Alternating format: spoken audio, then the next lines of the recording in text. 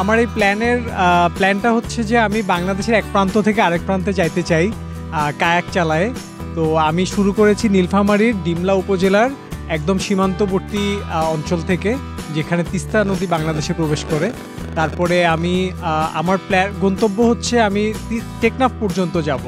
তো আমি প্রথমে তিস্তা নদী পার করি, তারপরে ব্রহ্মপুত্রে আসি, তারপরে ব্রহ্মপুত্র ধরে আমি হচ্ছে পদ্মা নদীতে আসি। তারপর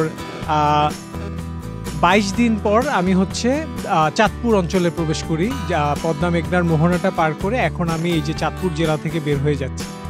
আসলে এতদিন পর্যন্ত আমি যেদিক দিয়ে আসছি সেখানে জোয়ার ভাটার কোনো ইস্যু ছিল না, একমুখী চলছিলাম যখন ইচ্ছে তখন। এখন আসলে জোয়ার ভাটাটা একটু হিসেব করে চলতে হবে। তো আবার সামনের দিকে হচ্ছে সমুদ্রের একটা অংশ পড়বে, তো আশা করতেছি সামনে একটু সময় বেশি লাগবে। আজ টেকনাফ পৌঁছাইতে আরও 15 দিন মতো সময় লাগা উচিত। আসলে আমি তো এর আগে আমি বেশ কয়েকটা বড় বড় সফর করেছিলাম। তো এতদূর পর্যন্ত যে পথ আমি পার করছি এটা মোটামুটি সব কিছু এক্সপেক্টেডই ছিল। কোনো ধরনের নতুন কোনো ধরনের ডিফিকাল্টিস ফেস করতে হয় নাই। অনেক রোদ ছিল, রোদটাই মূলত অবস্ট্যাকল ছিল।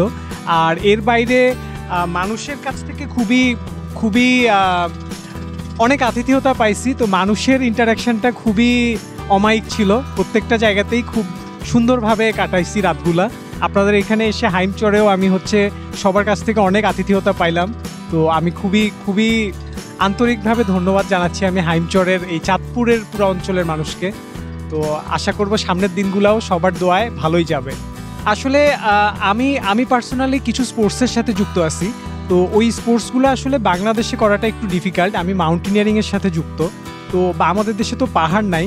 তো আমার মনে হলো যে আমাদের দেশে কি করা যায়। তারপরে আমার মাথায় আসলো যে আমাদের দেশ তো আসলে নদীমাতৃক দেশ। তো আমাদের আসলে ওয়াটার স্পোর্টসটা আমাদের আরও বেশি ইনভলভমেন্ট দরকার ছিল। আমাদের দেশে যে তরুণ সমাজ, তারা যদি নদী দেখা বা ওয়াটার স্পোর্টসে তাদের আরও ভালো হওয়ার কথা ছিল। কিন্তু আমাদের দেশে আসলে পৃষ্ঠপোষকতার অভাব বা হচ্ছে মানুষের আসলে চিন্তাভাবনাটা ছিল না আর কি, যে ওয়াটার স্পোর্টসটাতে অংশগ্রহণ করার বিষয়টা এইভাবে হয়তো মানুষ গুরুত্ব নিয়ে চিন্তা করে না।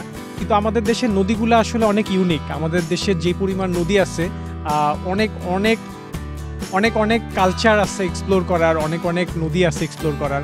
তো আমার কাছে মনে হলো যে আমি নদীগুলো এক্সপ্লোর করি।